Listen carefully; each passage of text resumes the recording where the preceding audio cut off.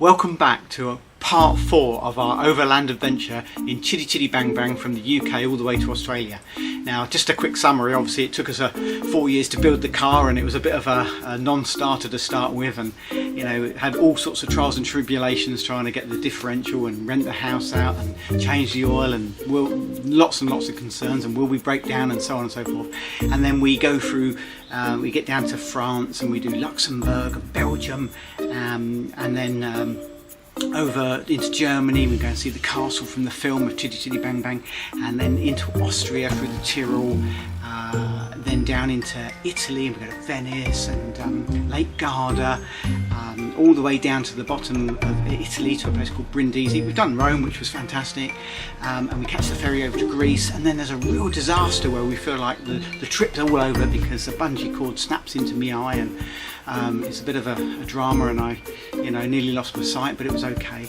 And I think that's where we left it.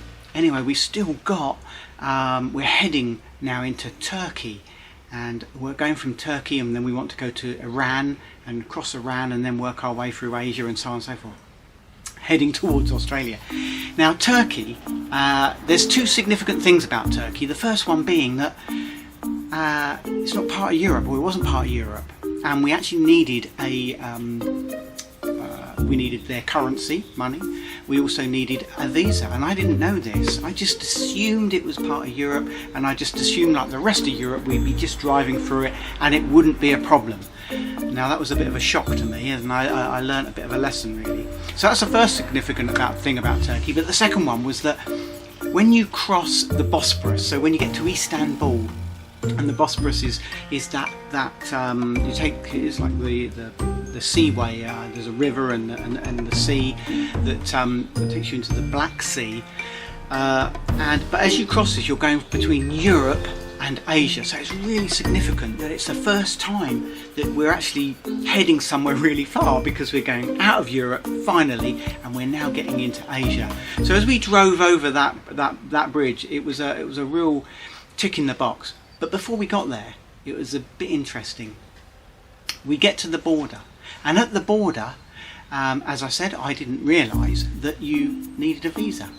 Anyway, we join the queue of traffic. You know, it's a great big long crew of lorries, and they're all trying to get through customs and so on, and all sorts of vehicles, and we queue up, and it takes quite a few hours to get to the border point, to the actual control point in our vehicle. But finally we do get there, and I present all these documents and passports and so on, and the guy behind the counter looks at the documents and just says, "Visa, where's your visa?" Well, clearly this is the first time that I realised that I actually need a visa to get into Turkey. Okay, that's fine. So he points to a grey building over the side, and I think, all right, okay. So we have to reverse the car out and go and drive up in this little car park by this grey concrete building, and we queue up with loads of other people, and you know, there's a fair bit of time, and we pay 50 euros or whatever it was, or lira, I can't remember, but it was a little bit of money that we didn't expect, and they stamp up visas. Brilliant. So we got them in our passports now. We get back in the car. We join this endless queue of vehicles and lorries trying to get through the country, and into the country, should I say. And as we get back to the little booth with the same border guide, I give him the passports again and all the documents and so on. And he looks at me and says, "Insurance. Where's your insurance?" I'm thinking, oh, right. So we have to buy insurance just for Turkey, for the vehicle and so on. Now, we'd had insurance, clearly green card for Europe and so on. Now this one had caught us out a bit, didn't realise that I needed to buy insurance for Turkey separately. So he points to the grey building again, this concrete building. So we reverse out of the queue of traffic, and we park up at this little car park, join another endless queue, get up there, pay another, I don't know, 50 euros, lira, whatever it was, I don't know. But anyway, we paid the money, and we get stamped, and we get a certificate of insurance. So we now join the queue again, and we get back in our car, and we join this endless queue of lorries and trucks and everything, and we get back to the same border guard. Now, I'd read this tip online, and you shouldn't really listen to everything you read. You need to read lots of things and then make a balanced judgment about what's going to work and what isn't. Now, I'd read that it would be a great idea, and some of these tips are really good, and that is to colour photocopy your documents, all your insurance, travel documents, your car registration, car names, all this sort of stuff, so you've got a separate copy. And also you could scan them in and email them to yourself, so you've always got those reference numbers and those copies, which is a really good tip. So I like that. But anyway, we did that. Now, when I'm presenting the car registration documents over to the border guard, he noticed instantly that I have given him a colour photocopy of the car registration documents, not the original. Now, it's my fault. I really wasn't paying attention, got really flustered because of all the, having to get insurance, having to get a visa and so on, and in and out and in and out. And in my haste, I gave him the wrong document. Well, he was not happy at all.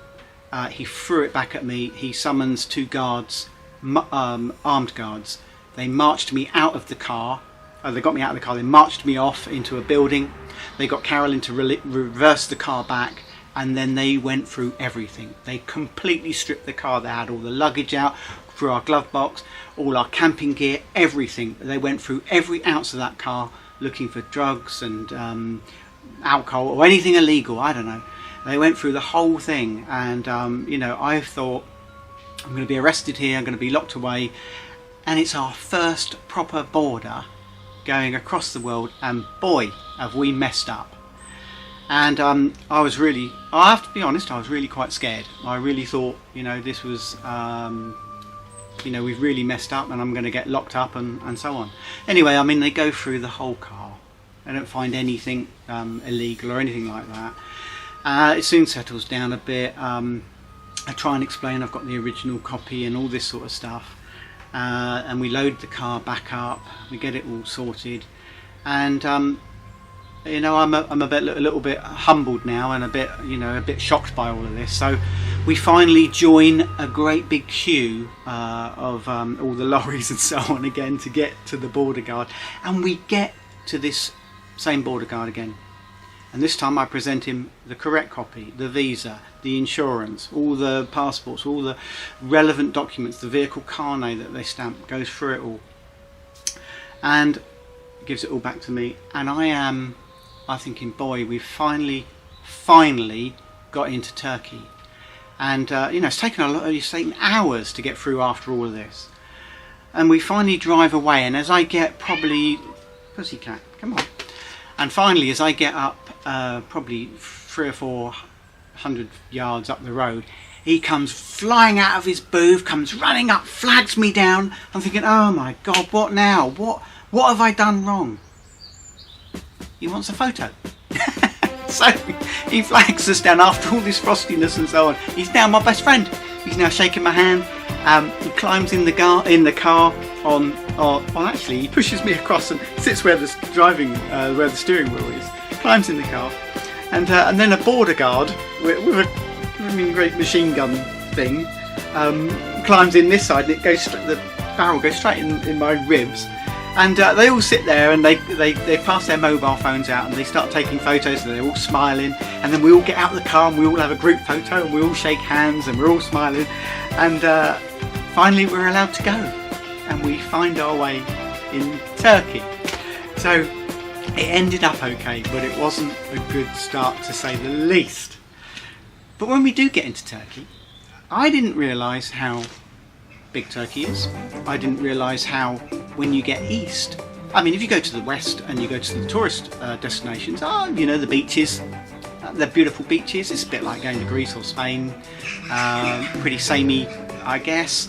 But if you go east, it's pretty remote, and the Turkish mountains are amazing.